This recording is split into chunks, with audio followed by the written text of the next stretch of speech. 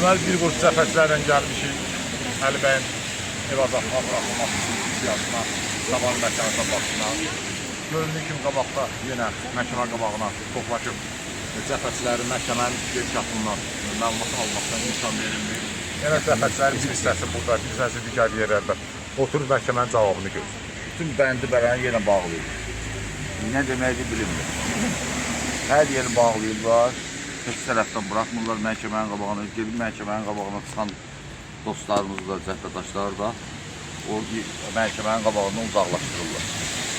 Yağış olmağına baxmayaraq zəfətçilər yenə öz sədirlərinin müdafiəsinə gəlir, sadəcə olaraq məhkəmənin önünə buraxmırlar, görək Əli Kərimliyə dəstək olaraq orada sadəcə dayanmağa imkan verirlər.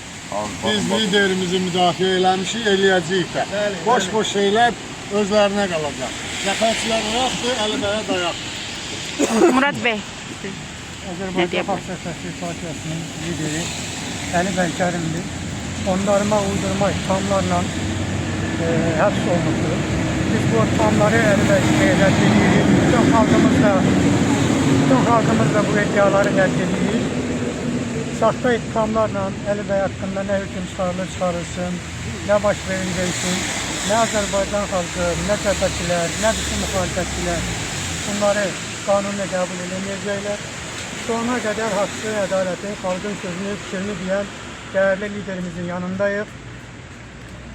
Məhkəmənin ədalətsiz hesab edirik, həbs olunmağa ədalətsiz hesab edirik və məhkəməyə toplaşmağı da, məhkəmə qarşısına toplaşmağı da tamamilə qanunsuz hesab edirik. Əli bəyə azadlıq tələb edirik və bütün siyasi məxsuslar azadlıq tələb edirik. Əli bəy başda olmalı. Əli bəyə azadlıq. Əli bəyə azadlıq. Əli bəyə azadlıq.